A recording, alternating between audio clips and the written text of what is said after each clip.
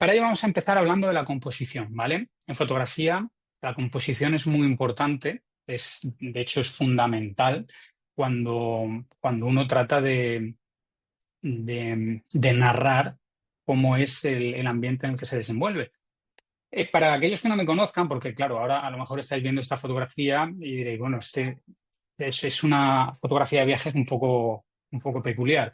Yo me dedico a la documentación de culturas tribales, sobre todo en África, en Asia y en alguna zona de Oceanía también, pero sobre todo en África. Entonces, la mayoría de ejemplos que vamos a ver pues están centrados en esto.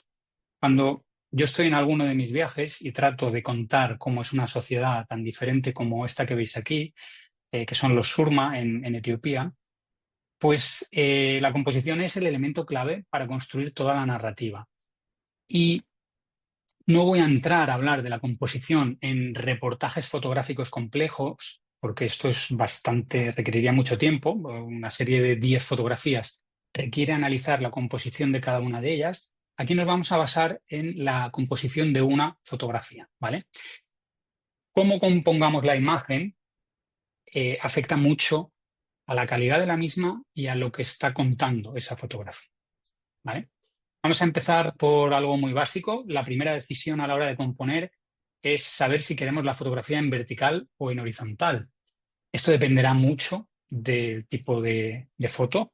La fotografía anterior, como veis, está tomada en horizontal porque hay 3 personas que tienen que entrar dentro de la imagen.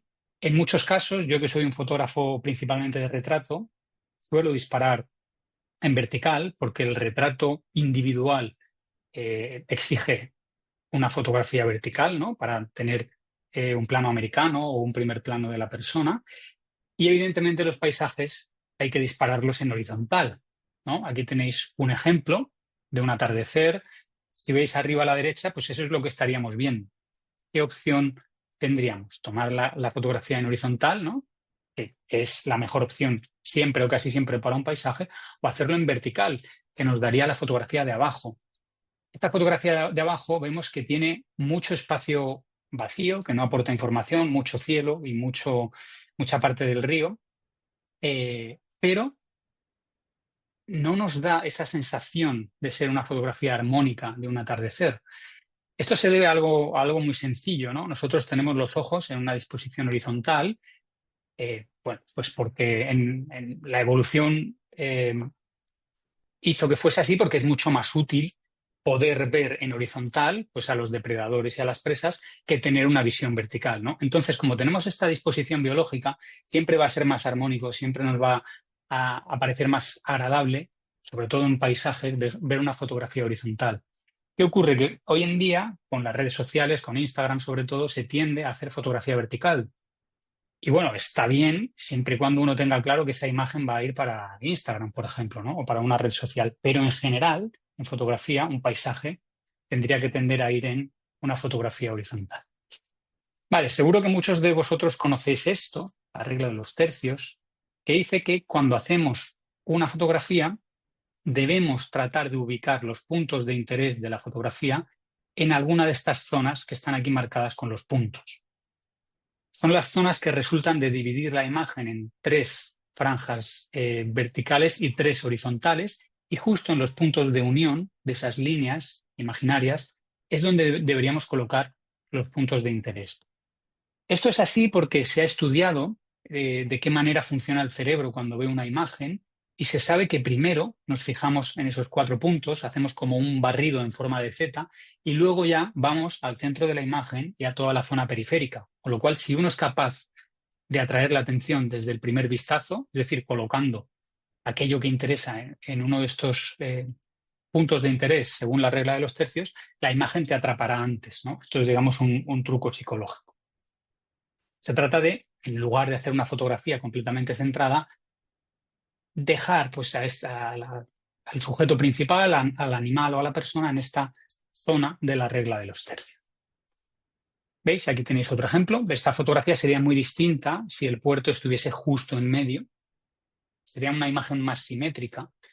Luego hablaremos también de la simetría, pero para romper esa simetría, para generar interés, conviene jugar con esto de los tercios. Aquí veis, esto es un retrato tomado en la India hace ya casi 15 años. Es una imagen de un músico en una calle. Si os fijáis, pues prácticamente el 60-70% de la imagen de la parte izquierda no tiene información, no es nada, es simplemente una pared, ¿vale? Pero el hecho de que la persona esté justo en esa parte del tercio de la imagen le da cierta potencia a la fotografía. Si esta persona estuviese en el centro, no sé si podéis imaginarlo, perdería algo de fuerza la fotografía. Además, esto lo veremos ahora en un momento, la pared está inclinada un poquito y eso hace que la mirada, esto es lo que se llama punto de fuga, lo veremos luego, hace que la mirada se deslice, se dirija hacia la persona que tenemos ahí, ¿vale? Aquí veis, he hecho estas líneas imaginarias para que veáis que sobre todo la cara de la persona está en esa intersección de los tercios de la imagen.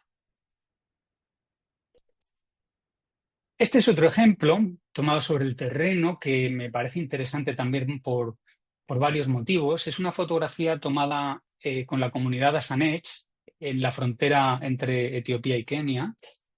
Y aquí es una fotografía que, bueno, podemos considerar que es un retrato, pero es más bien una escena con un protagonista principal. Si os fijáis, la he tomado en vertical, cuando quizá a priori lo que nos pediría la imagen sería una toma en horizontal. ¿Por qué? Pues porque hay elementos en el fondo que son muy interesantes. Yo cuando hago una fotografía de este tipo, una fotografía etnográfica, ya digo que me gusta muchísimo el retrato, pero trato de incluir en la imagen todos los elementos que haya alrededor que aporten información acerca del estilo de vida de las personas. Yo estaba haciendo esta foto del líder de Asanech y no quise hacer meramente un retrato de la persona, sino que incluí información acerca de su estructura familiar, información acerca de la arquitectura. Los Dasanets viven en casas hechas con chapas metálicas en mitad del desierto, lo cual, en fin, es, es duro. Pero claro, incluir esa información en la imagen aporta mucho valor, aporta todo el contexto cultural de esta persona. Y bien, en este caso decidí disparar en vertical, pese a que hay muchos elementos en el horizonte, porque para mí era fundamental no cortar el palo que tiene este anciano en la mano, porque ese bastón, ese palo, es el que representa el poder en la comunidad de Sanech. Por lo cual no sería lógico hacer una fotografía en la cual un elemento que a nivel narrativo es tan potente y tan importante quedase cortado, ¿vale? Este es otro consejo importante a la hora de hacer fotografía. Hemos de tratar que aquellos elementos importantes de la imagen nunca queden cortados dentro de la fotografía. Con lo cual aquí tenemos una imagen que la decisión de tomarla en vertical está justificada por ese factor, en la que además se cumple la regla de los tercios. El señor está en el tercio de la imagen, completamente enfocado, y luego en el fondo, más desenfocados, su familia y bueno, todo el ecosistema de desierto y las casas, ¿no? Que ya nos da información acerca de cómo es la arquitectura. Bueno, y quien sea un poco más observador verá algunos excrementos de vaca que también indican que es una comunidad ganadera. Como veis, en una fotografía tenemos mucha información, que es el tipo de foto que me gusta hacer a mí, mucha información acerca del estilo de vida de esta tribu. Otro elemento a tener en cuenta cuando estemos fotografiando una escena es el punto de fuga. Os he hablado brevemente antes de él. El punto de fuga se puede definir como líneas o formas presentes en la imagen que hacen que la mirada se nos vaya hacia un punto concreto de la fotografía, ¿vale? En este caso, el punto de fuga es el camino por el cual este tuareg se está desplazando. Veis que hay pues, un camino serpenteante que va más o menos en diagonal en esta imagen, y al fondo, justo donde acaba el camino, se ve un pequeño poblado. Con lo cual, esta imagen tiene un punto de fuga muy potente. Uno primero ve a la persona y luego la vista se le va hacia el camino, ¿no? Para ver hacia dónde se dirige. Siempre que podamos incluir un punto de fuga en nuestra fotografía, mejorará muchísimo, porque requerirá de cierto análisis, de que la persona siga esa intriga, ¿no? Del punto de fuga y es más fácil que atrape al observador. Esta es la dirección del punto de fuga de esta imagen. Esta otra fotografía también tiene un punto de fuga. El punto de fuga también ocurre a nivel psicológico cuando hay aristas que dividen la imagen en varias secciones. Aquí, esto era en un bar, estaba yo tomando una cerveza y estas tres mujeres se pusieron a mirarme y me pareció una composición muy bonita por esto también, ¿no? Está este punto de fuga, esas aristas que confluyen en un lugar y que dividen la fotografía en dos secciones diferentes. En la parte izquierda tenemos a una mujer y en la parte derecha a las dos mujeres con el plato labial. Esto también hace que la imagen gane. Siempre y cuando podemos seccionarla en diferentes áreas, nos da una complejidad mayor que también atrapa a nivel visual. La dirección de la mirada de una persona también genera un punto de fuga. Aquí tenemos a una niña en Senegal mirando por la ventana. La dirección de la mirada, el punto de fuga en este caso, es en esa dirección, ¿no? Hacia la derecha de la imagen. ¿Qué ocurre cuando tenemos una mirada? Cuando tenemos a una persona o puede ser también un animal que está mirando en una dirección. Pues que es muy importante dejar mucho espacio en ese lado de la imagen. ¿Por qué? Porque la mirada siempre se nos va a ir hacia ese lado y si no tenemos el suficiente espacio, va a dar una sensación extraña a la fotografía, una sensación un poquito de agobio. Con lo cual, cumpliendo la regla de los tercios, podemos ubicar a la persona en esa parte de la fotografía y dejar libre los otros dos tercios para generar ese punto de fuga con la mirada. En este caso, pues también tenemos una dirección de la mirada, aunque sea un animal, ¿no? Que iría en ese sentido. Y aquí lo mismo. Uh, Esto es un mandril, ¿vale? Y aquí veis que el encuadre que elegí pues fue dejando todo el espacio en la dirección hacia la que iba la mirada. Esto, es decir, la composición final, no siempre es necesario hacerla directamente a la hora de realizar la fotografía. Lo deseable es que sí, pero muchas veces podemos jugar con el recorte. Podemos recortar una fotografía que ya tengamos para cumplir tanto con la regla de los tercios como con la dirección de la mirada o el punto de fuga.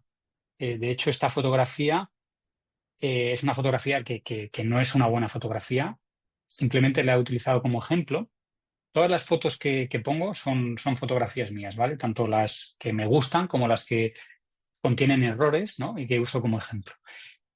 Os voy a enseñar, esta es la fotografía original, es una fotografía tomada en un centro de recuperación de primates, si no recuerdo mal, en Singapur. Y claro, esta fotografía pues no es una buena imagen, pero la usé para ejemplificar cómo podemos, a partir de pues una imagen que no cumple ninguno de los criterios, aquí está, este primate está centrado, hay el mismo espacio por ambos lados, pues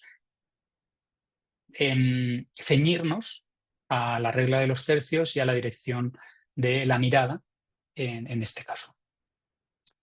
No solo es importante la dirección de la mirada, sino también la dirección del movimiento. Cuando tenemos una fotografía donde hay cierta acción, tenemos que ser conscientes de hacia dónde se dirige el movimiento.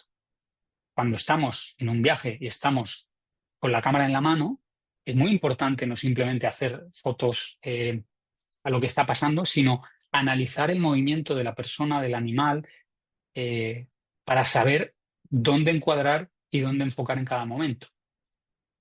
Porque eso nos va a permitir hacer composiciones que sean mucho más potentes. En este caso tenemos a un orangután de Borneo que sale detrás de un árbol y está a punto de agarrar una rama. Ahí tenemos la dirección del movimiento. Esa mano que está extendida y que está a punto de alcanzar una rama, y también una dirección de la mirada, porque está mirando con sus ojos la propia mano, la rama, y el punto donde se va a desarrollar la acción, ¿vale? Esta es la dirección del movimiento.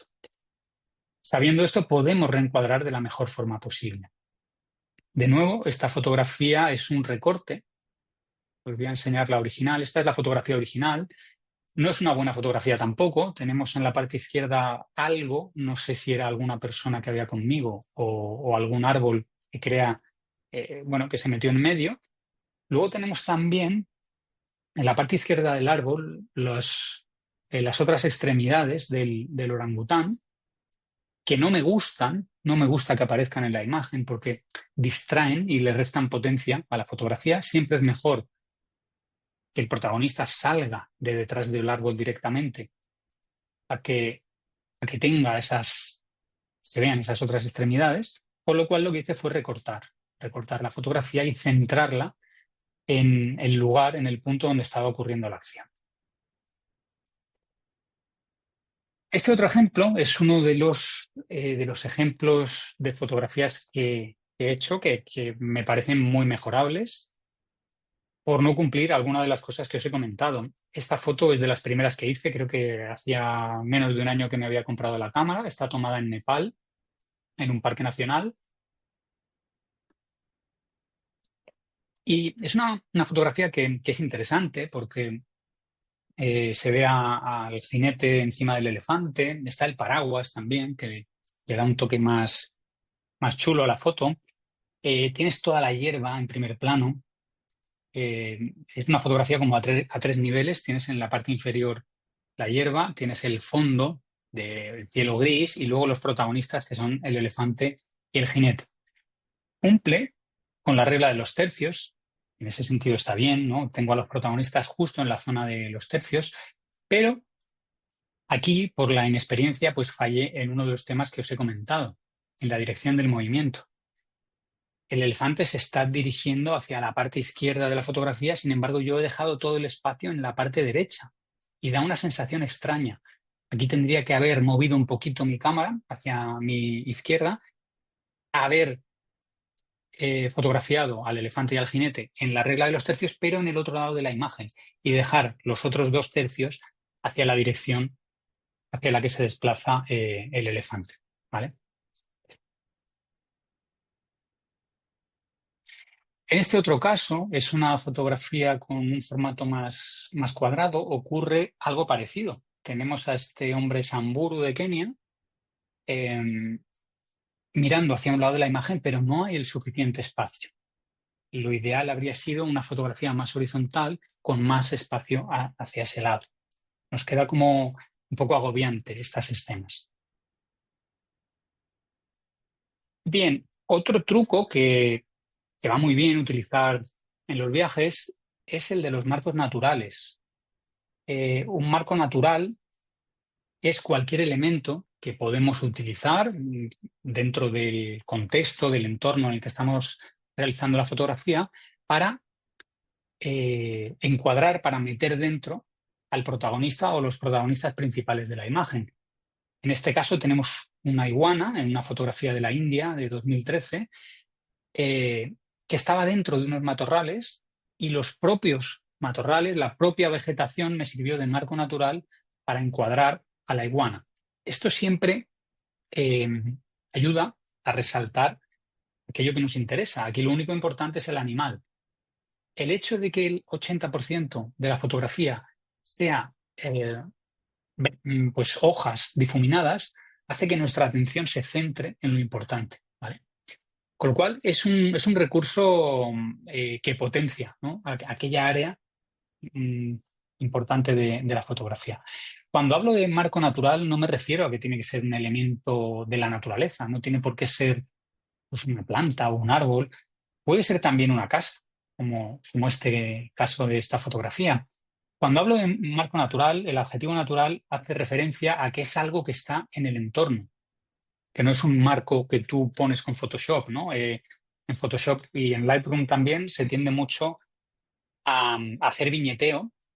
Yo también lo utilizo. Esto para la gente que se matricule al máster hablaremos de esta estrategia, ¿no? También para centrar la atención. El viñeteo lo que hace es crear un marco, un pequeño marco de sombras en torno al sujeto principal. Eso sería un marco artificial, porque lo estás haciendo con una herramienta de edición. El marco natural es el que tú encuentras en la propia escena. En este caso, esta es una fotografía tomada en Papúa Occidental, en la zona de Wamena, en Indonesia. Estábamos asistiendo a un ritual del cerdo con la comunidad Dani. Y aquí había un niño en una de los jonais, de las casas sagradas de los hombres, que estaba justo en la entrada de la cabaña y estaba pues confeccionando una pulsera. Y pues quise hacerle un retrato porque me interesaban mucho las plumas decorativas que llevaba en la cabeza, ver también cómo entrelazaba la pulsera y la coteca, que es esta funda de pene en forma de calabaza que llevan en esa zona. Y al verle que estaba justo en la entrada de la cabaña, pensé que sería un buen marco natural, porque aparte de encuadrar a mi protagonista, también, como ya os he comentado anteriormente, aporta información acerca de la arquitectura. Con esta fotografía de retrato, gracias al marco natural, pues uno puede saber que los Dani construyen casas de madera con techos de paja, ¿vale?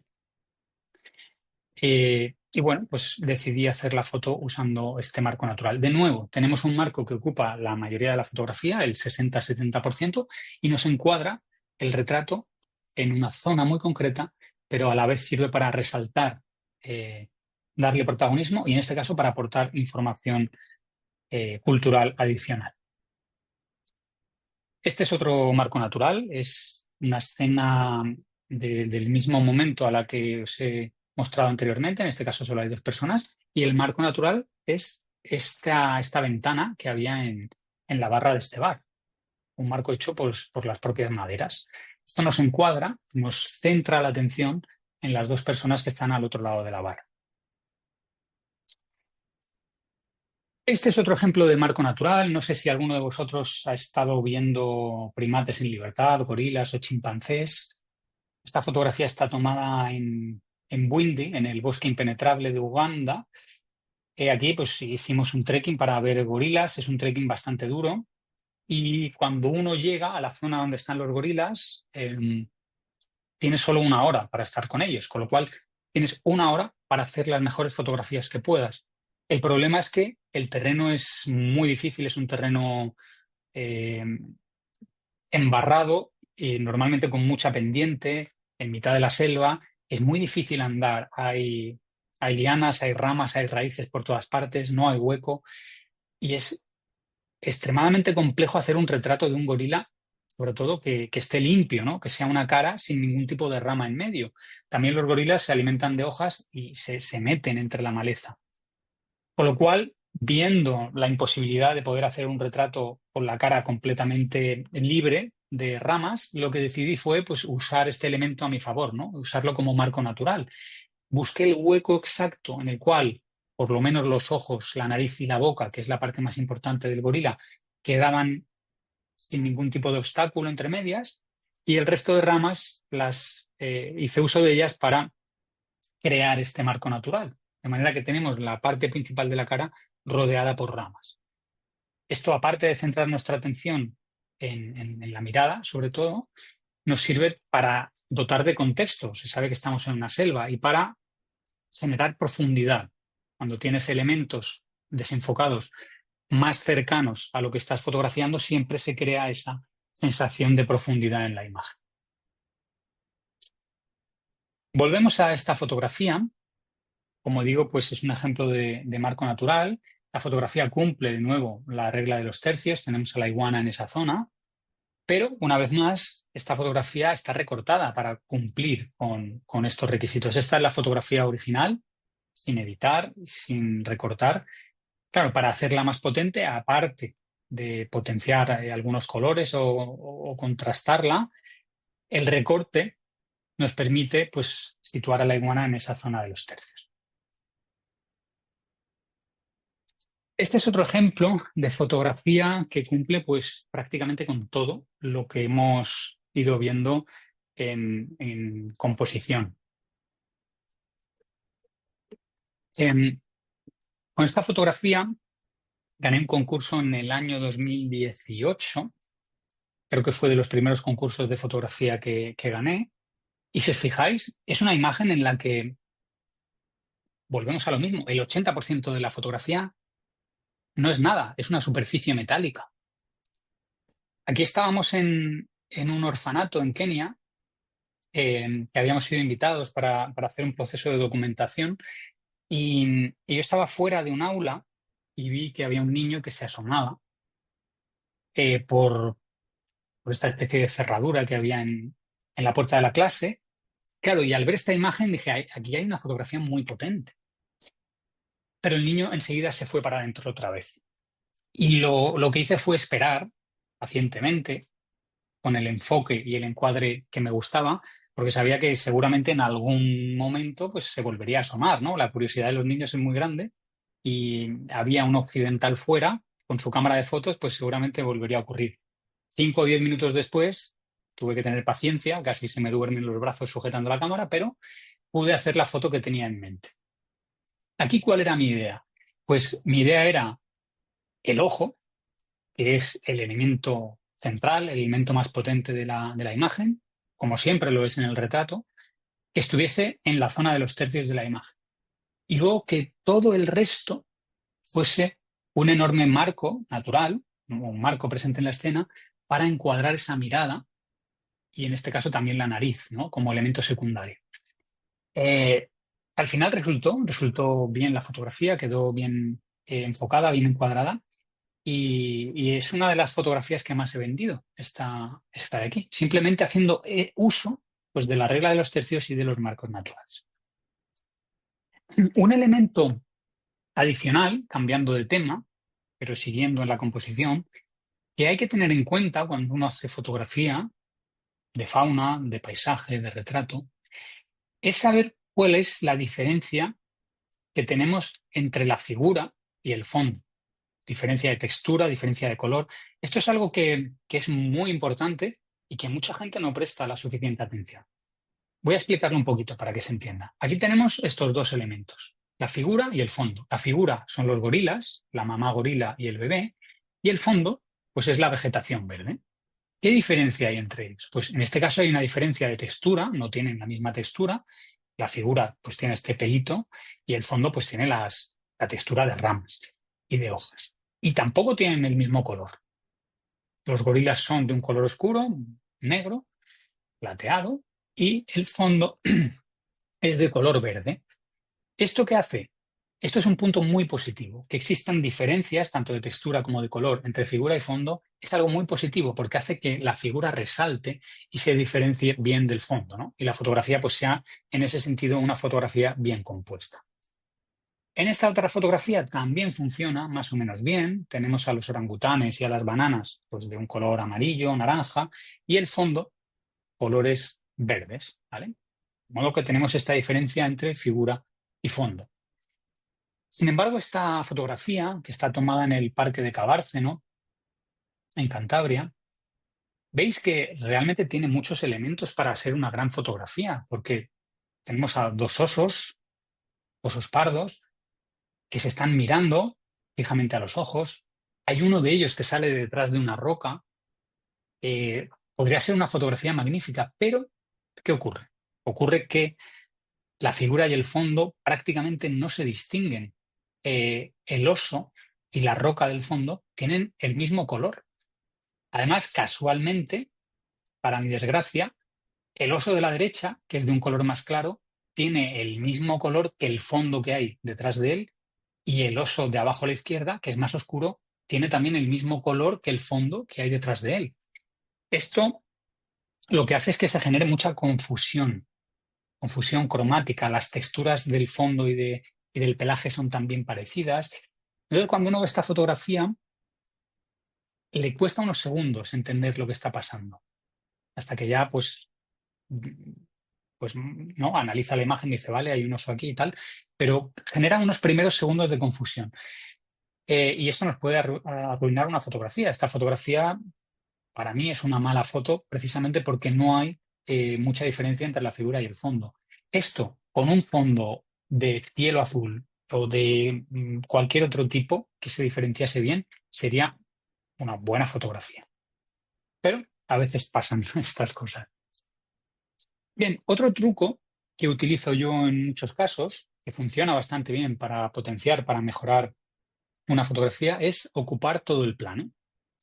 ¿Vale? Este es un retrato en primer plano, primerísimo plano. Eh, Tomé esta fotografía por un hecho muy concreto. Yo aquí estaba trabajando para un libro sobre las tribus de Angola, que publicamos hace 3 años ya, y estaba documentando a la comunidad jacaona y quería que se viese claramente que esta comunidad se separaba los dientes incisivos como veis, esta mujer tiene un hueco. Le pedí que abriese un poco la boca, que sonriese, en cierto modo, para poder hacer esta imagen. Claro, aquí yo necesitaba cerrar mucho el plano, pero más allá de que fuese un detalle de la documentación, el hecho de cerrar el plano en retratos o en fotografía de fauna nos da imágenes mucho más potentes porque te da la sensación de que tienes al protagonista muy cerca de ti. Aquí, además de este detalle de los dientes, eh, se pueden ver los collares tradicionales y el tocado tradicional que hacen con barro, por lo cual tenemos un poquito más de información, ¿no? Como siempre me gusta a mí. Aquí hay otro ejemplo de plano cerrado.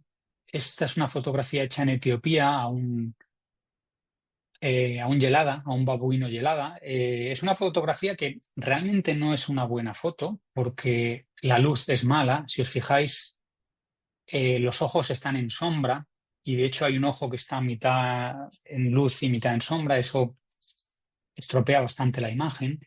Pero más allá de eso, es una foto a la que le tengo mucho cariño porque estuve durante 8 años tratando de encontrar ejemplares de este tipo de primates y me costó mucho encontrar uno al que poder hacerle una fotografía. Y además recuerdo que íbamos por una carretera y yo para nada me esperaba ver a uno de estos monos por ahí y de repente en un atasco apareció de detrás de un árbol. Cogí rápidamente la cámara, bajé la ventanilla y hice la foto. Estaba muy cerca, ¿eh? Y yo creo que la cara de sorpresa que tiene, pues es la misma que tuve yo al verle, porque fue un encuentro bastante inesperado. Y en este caso, lo que a mí me inspiraba este retrato era cerrar mucho el plano. ¿Por qué? También por un motivo. Alrededor lo único que había era carretera y poco más. Entonces yo no quería que la fotografía quedase en un contexto urbano. La mejor forma, cerrar el plano. Aquí no se sabe lo que hay alrededor y tenemos toda la expresión del primate pues mucho más impactante. Este otro caso igual, esto es una mujer, de nuevo la fotografía no es muy buena, le falta mucha luz en los ojos, pero es una mujer de Harar, del este de Etiopía. Estaba trabajando para otro proyecto sobre tatuajes tribales. Si veis, esta mujer tiene un tatuaje en la nariz y en la zona de las cejas, en la frente. No se ve muy bien y la única forma era hacer un primer plano también. Las mejillas también tiene algunas marcas. Y aquí me vino muy bien que ella llevase estos pañuelos alrededor de la cara, porque hacían de propio marco dentro del retrato. Además, uno de los pañuelos era azul y el otro rojo, y eso queda perfecto. Más adelante veremos que el hecho de mezclar colores cálidos y fríos siempre potencia mucho la fotografía, con lo cual tenía el marco perfecto para cerrar el plano. ¿Vale? Me acerqué y pude hacer esta fotografía encuadrando a la señora dentro de los pañuelos. Este es otro ejemplo de una mujer surma. Toda la decoración que llevaba en esta especie de capucha hecha de elementos metálicos y cauríes me sirvió para hacer un primer plano ocupando toda la imagen. Este es otro ejemplo, este es un Papio anubis, otro primate, creo que es también de Etiopía o de Sudán, esta fotografía. Y aquí de nuevo me interesó ocupar todo el plano. Os voy a mostrar cuál es la foto original, porque de nuevo esto se puede hacer con recorte. Fijaos, esta es la fotografía original. Es una foto que, bueno, te puede servir para, si quieres saber, ¿no?, cómo es este animal, para documentar para un libro de primates, etcétera. Pero a nivel artístico, pues me resultaba mucho más potente centrarme exclusivamente en la cara. Bueno, para ir terminando la parte de la composición, vamos a hablar de la simetría. La simetría es importante en fotografía. Es importante saber cuándo queremos simetría y cuándo queremos que no haya simetría. Hemos hablado de la regla de los tercios. La regla de los tercios es una regla antisimétrica porque nos dicta que debemos poner al protagonista de la fotografía en un lado de la imagen. Sin embargo, a veces puede que queramos mantener cierta simetría. En este caso, yo quería transmitir con la imagen majestuosidad, ¿no? Para ello, utilicé dos pequeños trucos. El primero de ellos fue, en este caso, centrar al protagonista, ¿no? Porque cuando queremos transmitir pues, poder o majestuosidad, en este caso, algo centrado siempre la va a transmitir mejor. Y luego lo que hice fue hacer un pequeño contrapicado bajé del vehículo, sin prudencia, para poder hacer la foto desde abajo. Está un pelín más abajo que lo que sería el coche, ¿no? Por lo cual, ese contrapicado siempre nos ofrece, esto en el máster lo explico más en detalle cuando hablamos de los retratos, nos ofrece esa sensación de majestuosidad. De hecho, es un truco que utilizan pues reyes y presidentes en todas las fotografías oficiales. Si os fijáis, a partir de ahora están tomadas desde abajo, ¿vale? Para transmitir esa sensación. Aquí tenemos otra fotografía con un escenario también simétrico. Hay dos ventanas, las dos están abiertas, con la madera, con un palo apoyado para sujetarlas. Es un escenario simétrico, pero hay un elemento que rompe la simetría. Siempre que tenemos un escenario simétrico y conseguimos un elemento, si es posible, una persona, mejor, que rompa la simetría, eso va a funcionar muchísimo mejor en la fotografía. Al cerebro le encanta la simetría, pero le gusta más aún cualquier elemento que acabe con esa simetría. Algo parecido ocurre con las fotografías armónicas y la ruptura de la armonía. Cuando una foto es muy constante, es todo lo mismo, como en este caso toda la parte inferior de la fotografía es nieve y hay un elemento que la rompe, suele funcionar bastante bien. Aquí tenemos esta casita que yo voluntariamente la dejé en un extremo de la imagen, ¿vale? Para jugar con la armonía y la ruptura. De nuevo tenemos esta imagen que fue publicada en Vogue. Es una imagen que me publicaron en Vogue y que está hecha con el móvil, está hecha con un iPhone de hace varios años. Aquí hice uso de varios elementos. Primero el contraluz, que luego os hablaré de él, y que también es una herramienta muy potente, ¿vale? Para hacer fotos que sean un poco más artísticas. Y luego esta ruptura de la armonía. Aquí tenemos 5 personas, 4 están de pie y una de ellas está sentada. Si estuviesen los 5 de pie juntos, la fotografía perdería un poco de fuerza. Esto es en la comunidad Bana en Etiopía. Aquí estábamos montando las tiendas de campaña y había 5 personas curiosas, 5 locales que estaban mirando a ver qué hacíamos. Vale, de nuevo volvemos a la acción. Igual que hablábamos en el caso del orangután que agarraba la rama, cuando hacemos fotografías de acción, esta imagen está tomada en Myanmar, son unos monjes budistas, unos niños monjes budistas que estaban jugando al fútbol. Para captar este momento, pues uno tiene que tirar varias fotos, ¿no? Sobre todo en ráfaga, ponerse en la zona adecuada sin molestar a los chavales y empezar a disparar hasta que captura el momento de la acción. ¿Qué está ocurriendo aquí?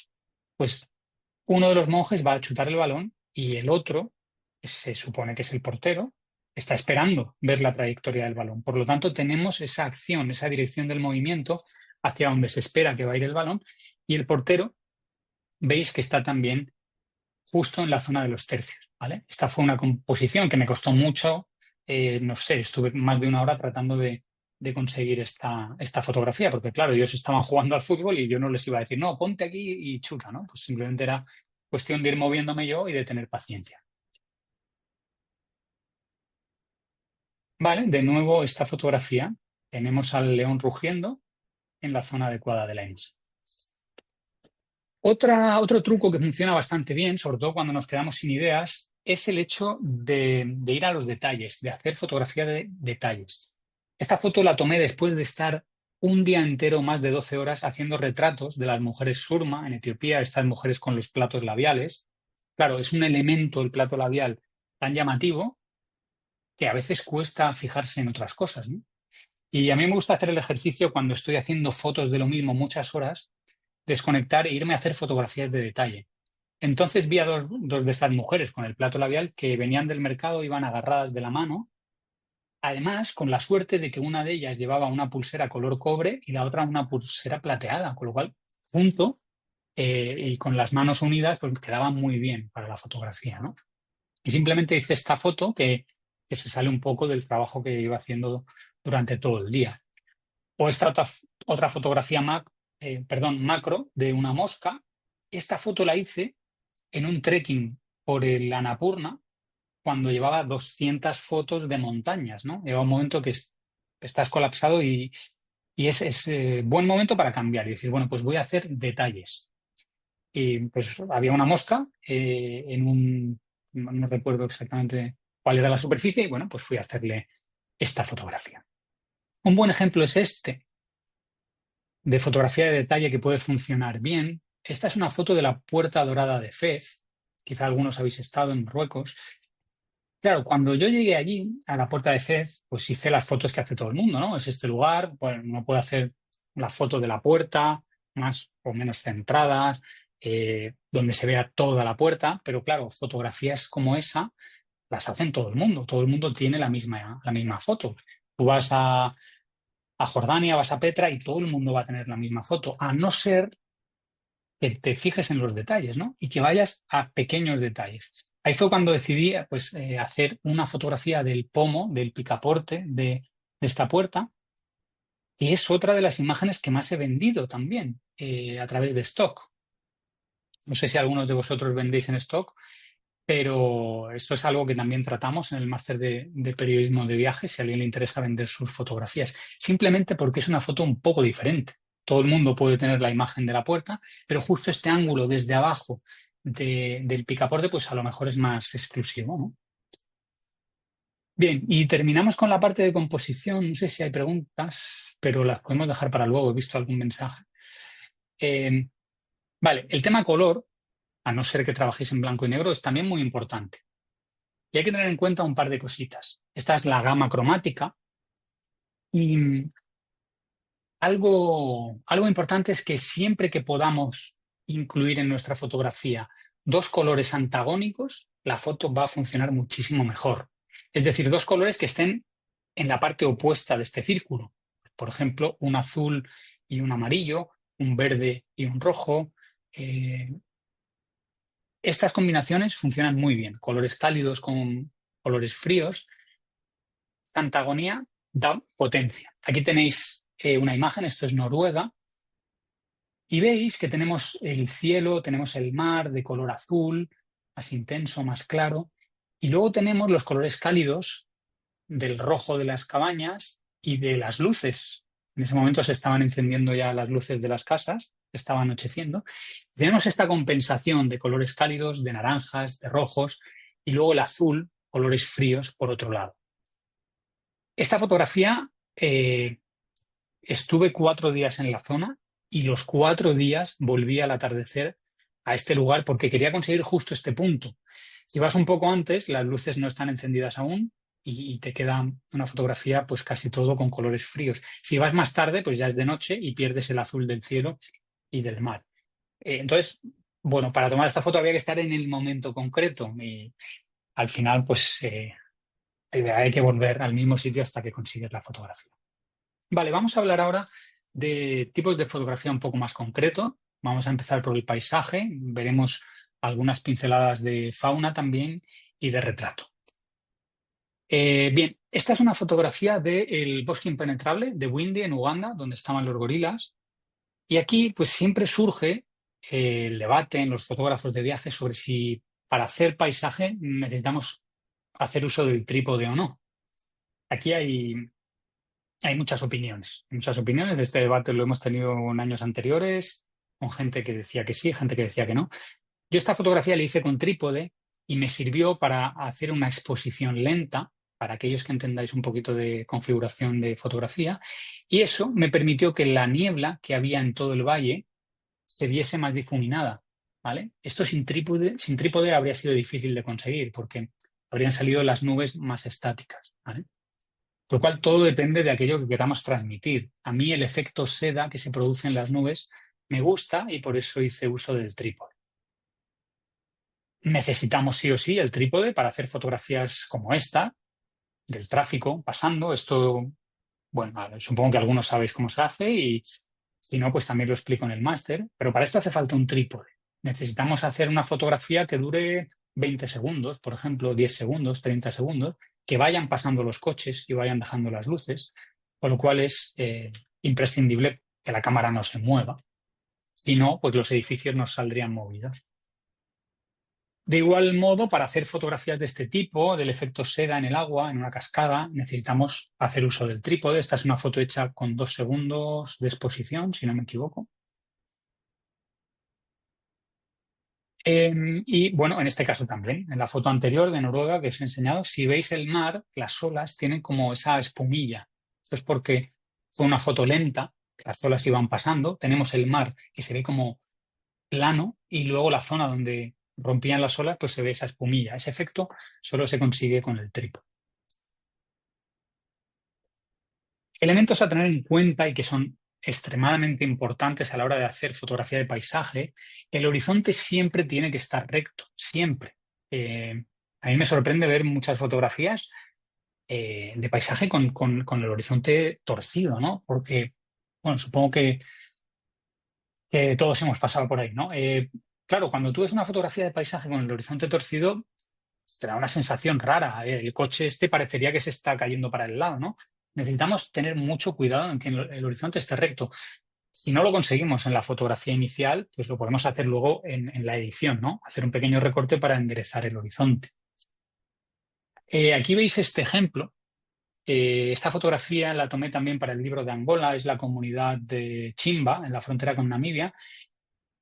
Me costó 3 días llegar hasta esta comunidad y estaba yo tan ilusionado de haber podido llegar a ellos. Es una comunidad de la que no hay nada de información en Internet, que hice esta fotografía. Cuando me metí en el coche y estaba revisando las fotos, dije, pero qué desastre es este, está todo el horizonte torcido, ¿no? Hice volver media hora de trayecto de nuevo al conductor para volver a tomar la fotografía con el horizonte en condiciones. Otros factores que afectan a nuestra fotografía de escena, puede ser también de fauna, de paisaje, es la meteorología. En muchos casos, y me ha pasado en viajes, yo soy guía de viajes, tengo una agencia que organizamos grupos para viajar a estos destinos, y a veces cuando estoy con los viajeros y el tiempo empieza a ponerse mal, me dicen, bueno, vamos a guardar ya la cámara. Digo, pero si ahora es cuando se hacen mejores fotografías. Los elementos adversos a nivel meteorológico siempre mejoran las fotos, siempre. Un cielo plano, un cielo con un sol radiante es absolutamente aburrido en fotografía. Esta imagen, que ganó también un concurso el año pasado, si os fijáis, pues tiene varios elementos. Está tomada también en contrapicado, a ras de suelo, dejando muy poquito espacio a la vegetación para que las jirafas pues parezcan también más majestuosas. Y luego el elemento clave es que el cielo estaba muy nublado, había una tormenta. Y ese color grisáceo, esos tonos de blanco a negro con tonalidades de gris, quedan muy bien con las jirafas en blanco y negro, ¿no? Y con las manchas de los animales. Esta otra fotografía está tomada en la selva de Camerún. Estábamos pasando unos días con la comunidad vaca allí y habíamos pasado todo el día haciendo fotografías, retratos, fotografías de las casas, que aquí veis una, están hechas con material vegetal, de los rituales. Y aquí empezaba ya a atardecer, las mujeres empezaron a cocinar, porque son las mujeres las que cocinan ahí, y claro, se empezó a generar mucho humo en esa zona de la selva y aquí fue pues cuando mucha gente del viaje dijo, bueno, ya está, ya no se pueden hacer fotos. Y todo lo contrario. Fijaos, cuando el humo empezó a subir y empezó a entrar el sol de forma lateral, los rayos tan bonitos que se generaron en toda esa zona. Luego, pues siempre buscamos un elemento adicional. En este caso, yo busqué a una niña escondida detrás de un árbol para terminar la composición de esta imagen. De nuevo, aquí en el ritual del cerdo de los Dani, el humo me servía para generar densidad en el ambiente y también profundidad, porque me ayudaba a diferenciar el primer plano, donde estaba la mujer y el niño con el cerdo, de la vegetación del fondo. Hay que moverse a veces, ¿no? Para buscar cómo nos da más juego, ¿no? Todos estos elementos meteorológicos que podrían ser adversos. Esto es Islas Feroe, otra fotografía de un pueblo que me pareció muy bonito, ¿no? Porque tenían los tejados con hierba y había pues ese lago en el fondo. Pues a este lugar volví 3 veces también para poder hacer esta fotografía, porque todos los días que iba estaba el cielo despejado. Y esta fotografía con el cielo azul a mí personalmente no me dice absolutamente nada. Hasta que di con un día pues nublado para poder hacer la composición que yo tenía en mente, ¿no? Imaginaos ese pico en forma de V con todo el cielo azul. Para mí perdería muchísima fuerza la imagen. También los factores meteorológicos como los relámpagos dan muchísimo juego a la hora de hacer fotografía. El contraluz, algo de lo que os he hablado anteriormente, nos permite también escenas que están muy trilladas, escenas que todo el mundo ha fotografiado, darles nuestro toque personal. Esta es una foto del Taj Mahal. Todo el mundo que ha ido al Taj Mahal tiene la misma foto, ¿no? Centrada de la puerta principal, con todas las columnas, y es la misma foto todo el rato. Pero si pasas ahí tiempo, si vas buscando diferentes ángulos, puedes buscar truquillos. En este caso yo hice uso del contraluz. Tenemos ahí el Taj Mahal en un ángulo bastante diferente, completamente enfocado, y luego, bueno, y con la luz adecuada, y luego en primer plano, la silueta de uno de los policías del templo, completamente oscura, porque estaba en una zona de luz muy diferente, ¿vale? Y aquí ya tenemos una fotografía que nadie ha hecho, ¿vale? De un guardia de seguridad, en un ángulo diferente y con distintos planos, ¿vale? Este era el otro ejemplo que habíamos visto anteriormente. O esta otra fotografía que es muy sencilla, pero también fue publicada por Vogue. Es una foto muy sencillita, no tiene nada, pero es un juego con el contraluz. Tenemos el fondo también nublado, como a mí me gusta, y luego dos pájaros en dos ramas que están bien enfocados y están a contraluz, ¿vale? Sencillito, pero nos da potencia a la fotografía. Hablamos un poquito de fauna y vamos con las preguntas. Vale, puntos clave para mí a la hora de hacer fotografía de fauna. Predecir el movimiento. Creo que es importante conocer cómo se comporta el animal al que vamos a fotografiar, porque si sabemos cómo se comporta, vamos a ser capaces de predecir sus movimientos y eso nos va a permitir tomar mejor la fotografía que queremos. Este es un dragón de Komodo en el Parque Nacional de Komodo, en Indonesia, y estuve una hora viendo cómo se movía. Yo tenía claro que quería una fotografía mirando a cámara y con la lengua afuera, ¿vale? Y a la misma altura que el animal, por lo cual yo tenía que tirarme al suelo a cierta distancia, porque son animales muy peligrosos, ir siguiéndole y saber cómo actuaba. Y yo sabía que el animal pues iba girando a un lado, luego a otro, y aleatoriamente iba sacando la lengua, ¿vale? Pues yo iba dando tres pasitos cuando sabía que miraba hacia este lado, hacia una ráfaga, no ha sacado la lengua, voy tres pasitos más adelante, vuelve a mirar hacia este lado, hasta que 10 15 minutos después pues conseguí la fotografía que quería. Esta foto pues lo mismo, si uno más o menos sabe predecir que cuándo un tigre va a saltar, que esto no es tan difícil si uno tiene gatos, hay determinados movimientos que te hacen pensar que va a dar un salto, pues enfocar la fotografía y esperar el momento preciso. Vale. Para aquellos que hacéis fotografía de safari, esta regla es muy importante para que las fotos no nos salgan movidas. Debemos configurar la cámara con una velocidad de obturación dependiente del tipo de distancia focal que tengamos. Es decir, si estamos disparando con un 100, la distancia siempre tiene que ser inferior a 1 partido 125, ¿vale? Con un 200 milímetros, 1 partido 200 o más rápido. Con un 500, 1 partido 500, ¿vale? Esto es recomendable para que las fotos no nos salgan movidas, ¿no? Por el efecto de multiplicador que tiene, ¿no? En el movimiento el trabajar con zoom.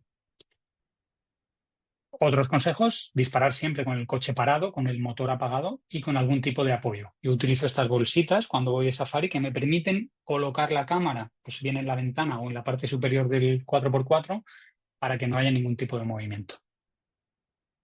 Y bueno, las fotos de fauna, aquí os había comentado que había un león rugiendo. Para aquellos que no estéis muy familiarizados con las fotos de safari, os desvelo un misterio. La inmensa mayoría de leones rugiendo son realmente leones bostezando, pero es el momento del bostezo en el que parece que están rugiendo. Esto en ráfaga, os voy a enseñar cuál fue la secuencia. Primero esto, empezaba a bostezar, un poco más, ¿vale? Volví a bostezar hasta que pillé, ¿no? la que yo quería, que parece que está rugiendo. Es muy difícil eh, hacer una fotografía de un león rugiendo en un parque nacional. La mayoría, pues como esta también, están bostezando. Vale, vamos con un par de minutitos de fotografía de retrato, que es mi punto fuerte. Yo soy un fotógrafo de retrato principalmente. Este es el tipo de fotografía que hago, fotografía tribal de retrato en primer plano. Este tipo de imágenes son las que podéis encontrar en mi web y en mis perfiles de redes sociales y por lo que soy más conocido. Y hay un par de clases enteras en el máster dedicadas a cómo hacer este tipo de fotografía de retrato desde el punto de vista técnico, es decir, la luz, el enfoque, todos los detalles, como también desde el punto de vista ético y de la parte social, ¿no? Cómo me aproximo a estas personas, cómo me acerco, cómo explico mi proyecto fotográfico, etcétera. ¿Vale? Esta es una fotografía tomada en la zona de la isla de Butón, ¿no? Donde hay una mutación genética que hace que esta tribu tenga los ojos muy, muy azules, jugando también con un marco natural con hojas. Bien, muy rápidamente, puntos indispensables. El enfoque es fundamental en una fotografía de retrato. ¿Por qué? Porque si la fotografía está desenfocada, sobre todo en un plano tan cercano como estos en los que yo trabajo, no sirve absolutamente para nada. Tenemos que ser muy finos con el enfoque. Y el enfoque ha de estar en el ojo, ni en la nariz, ni en el entrecejo, ni en la boca, ni en la mejilla. El enfoque tiene que estar siempre en el ojo, porque el ojo es lo primero que miramos de una cara y la zona que más comunica. Así que no podemos fallar en eso.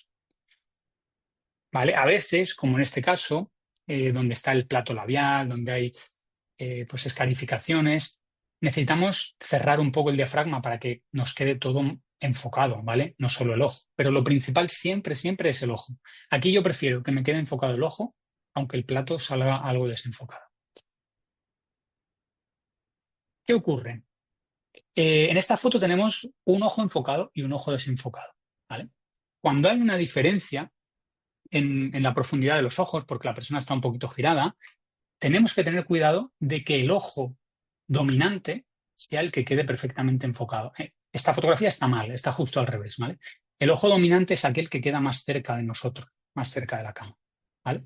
Esto es lo que yo debería haber hecho en esta fotografía, enfocar en ese punto concreto. Siempre hago enfoque puntual. Sin embargo, pues lo hice al revés, ¿vale?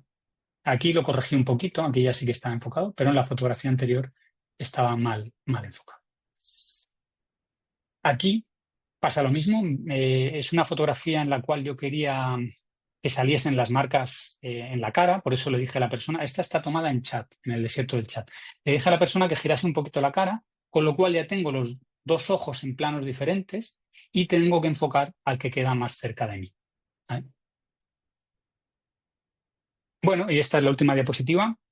¿Qué ocurre cuando tenemos dos personas? Claro, aquí esto es un retrato doble. ¿Dónde enfocamos? ¿Vale?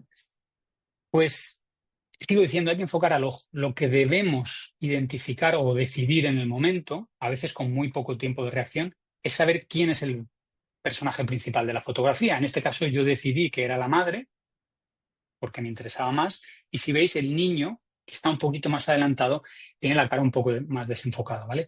Aquí pues lo que debería haber hecho para que la foto fuese correcta sería cerrar un poquito el diafragma para que ambos quedasen enfocados, pero como no tuve tiempo, porque fue una foto que tuve que hacer muy deprisa, para que el niño no se le cayese el tomate de la mano y para poder pillar esta expresión, ¿no? de asombro, estas personas me estaban mirando sin saber qué hacía yo ahí, pues decidí rápidamente que el personaje principal era la madre y le enfoqué al ojo, ¿vale? Bueno,